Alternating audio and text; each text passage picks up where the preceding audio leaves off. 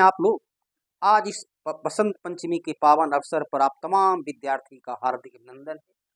माँ सरस्वती 2024 आपके लिए केवल और केवल शुभता का प्रतीक बने और सफलता का मंजिल आप 2024 में प्राप्त करें। आज आपके सामने एक छोटा लेकिन बेहद महत्वपूर्ण परीक्षा के दृष्टिकोण से देखा जाए तो ग्रुप डी से लेकर संघ लोक सेवा आयोग, रेलवे से लेकर एसएससी तक में, बिहार पुलिस से लेकर बिहार सचिवालय तक में तमाम में प्रियम्बल प्रस्तावना से जुड़ा हुआ प्रश्न बारंबार पूछा जाता है। और एक प्रस्तावना जो जिसमें सब पूरे संविधान की, संपूर्ण संविधान की तमाम तथ्य को एक पंक्ति में रख दिया गया है।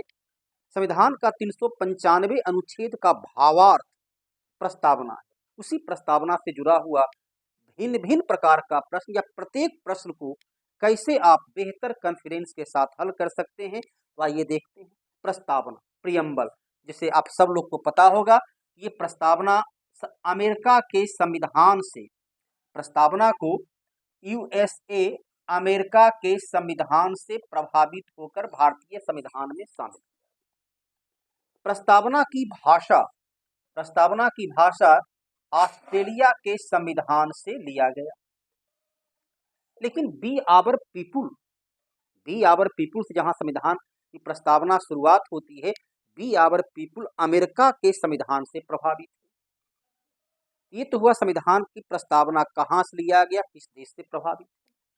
प्रस्तावना को भारतीय संविधान का कुंजी कहा जाता है। क्यों? क्योंकि बेरूवारी विवाद, याद रखना है, बेरूवारी विवाद जो कि 1960 में हुआ।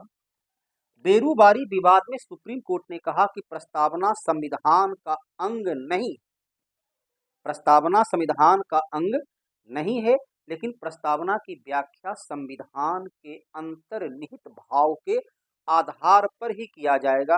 अर्थात यदि प्रस्तावना के किसी, संविधान के किसी भी विषय पर कोई भी पंक्ति पर, अनुच्छेद पर मत विभिन्नता हो, अलग अलग विचार आए, तो प्रस्तावना में निहित भाव के आधार पर ही उस विवादास्पद, उस मत विभिन्नता वाले पंक्ति की व्याख्या की जाएगी। अर्थात संविधान में कहीं कोई प्रॉब्लम हो तो प्रस्तावना नामक चाबी से उसे खोल दिया जाएगा।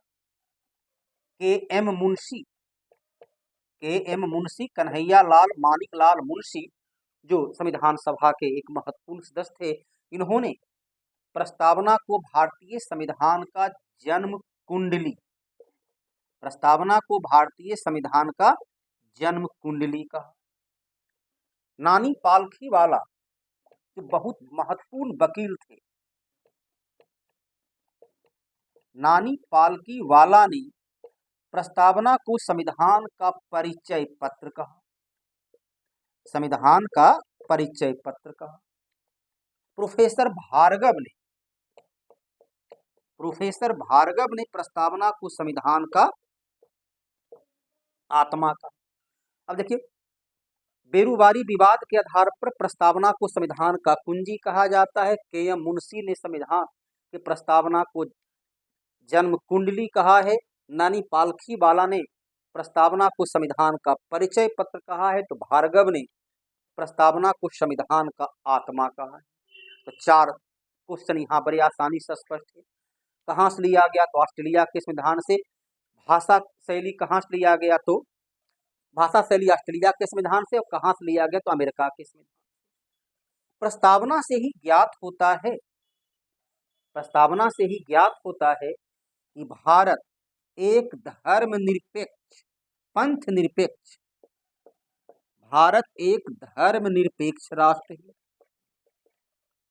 प्रस्तावना से ही यह ज्ञात होता है कि भारत एक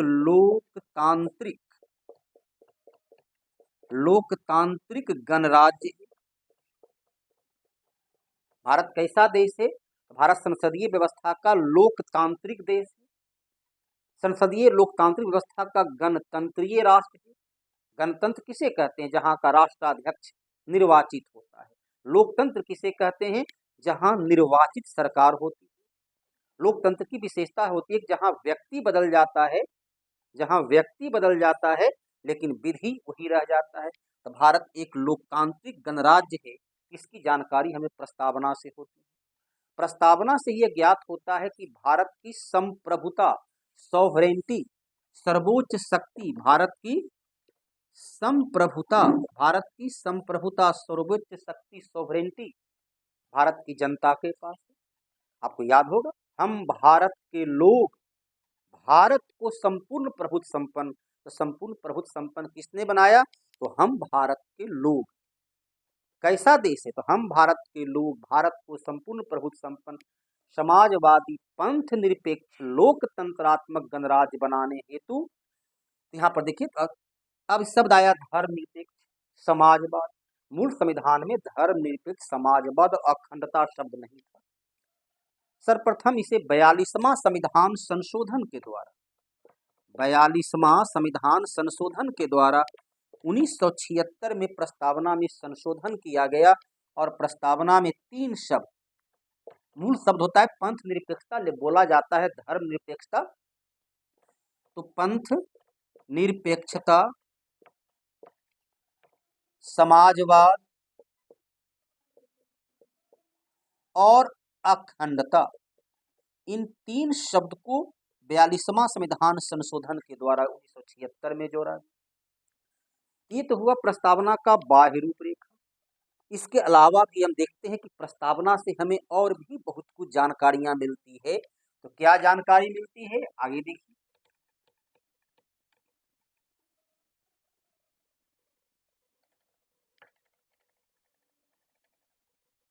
प्रस्तावना के माध्यम से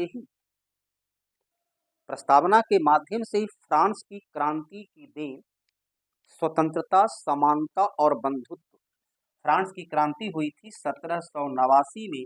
तो 1789 में फ्रांस की क्रांति की देन स्वतंत्रता,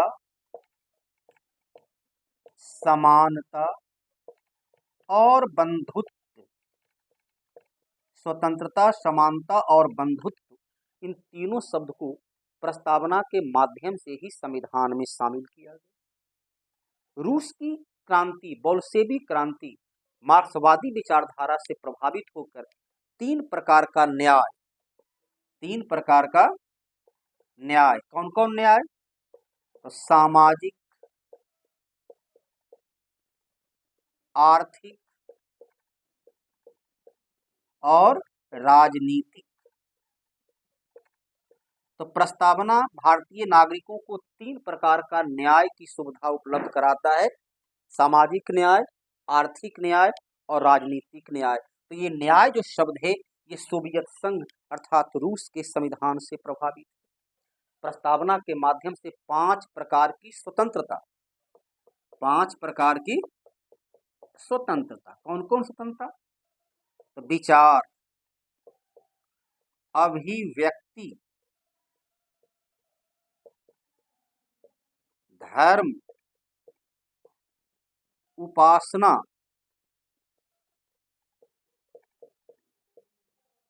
और विश्वास। तो 5 प्रकार की स्वतंत्रता। विचार, आपका क्या विचार हो सकता है किसी विषय पर, राष्ट्रभक्ति के संबंध में, राष्ट्रवाद के संबंध में, समाज के संबंध में, तो आप अपना एक स्वतंत्र विचार रख सकते हैं, उस विचार को सही तरीके से अभिव्यक्त कर सकते हैं। धर्म के प्रति आपकी जो भी नजरिया हो स्वतंत्र है। उपासना पद्धति आपकी कैसी हो, उस पर आप स्वतंत्रता आपको प्राप्त है। आपकी किस पर विश्वास, समाज, राजनीतिक व्यवस्था से लेकर के धार्मिक किसी क्षेत्र में, आध्यात्मिक, सामाजिक, राजनीतिक, कहाँ विश्वास व्यक्त करना चाहे उस विश्वास पर। और प्रस्तावना के द्वारा भारतीय नागरिकों को 2 प्रकार की समानता, कौन कौन सी समानता? तो पहला देता है अवसर की समानता और प्रतिष्ठा की समानता, अवसर की समानता और प्रतिष्ठा की समानता। इस प्रकार से देखिए क्या ज्ञात हुआ कि प्रस्तावना से 3 प्रकार का न्याय, सामाजिक, आर्थिक, राजनीतिक, 5 प्रकार की स्वतंत्रता, विचार की स्वतंत्रता, अभिव्यक्ति की स्वतंत्रता, धर्म की स्वतंत्रता, उपासना की स्वतंत्रता और विश्वास की स्वतंत्रता, 2 प्रकार की समानता, अवसर की समानता और प्रतिष्ठा की समानता। ये हमें प्रस्तावना के माध्यम से भारतीय नागरिकों को मिलता है। प्रस्तावना में अब तक केवल और केवल एक बार संशोधन किया गया है, 42वां संविधान संशोधन के द्वारा 1976 में बस जोड़ा गया समाजवाद, पंथ निरपेक्षता और अखंडता।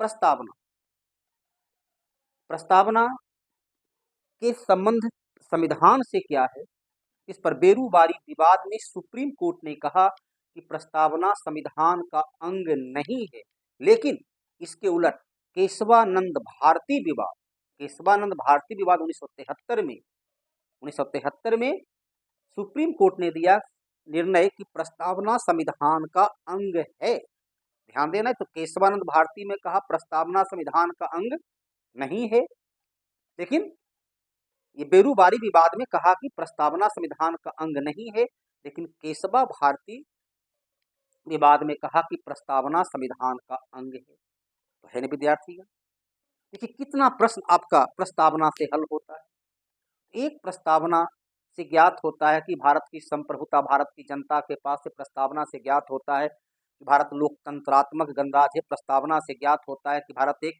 धर्मनिरपेक्ष पंथ निरपेक्ष राष्ट्र है। प्रस्तावना से ज्ञात होता है कि भारतीय नागरिकों को 3 प्रकार का न्याय, 5 प्रकार की स्वतंत्रता, 2 प्रकार की समानता।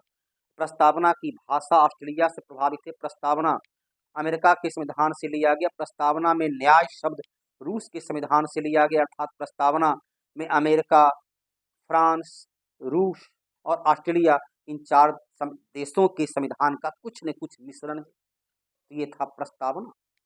तो आज के टॉपिक को इसी प्रकार हम प्रत्येक दिन एक छोटे छोटे टॉपिक लेकर उससे जुड़ा हुआ हर महत्वपूर्ण प्रश्न को कैसे आप कॉन्फिडेंस के साथ हल कर सकते हैं, तो आप जुड़े रहिए।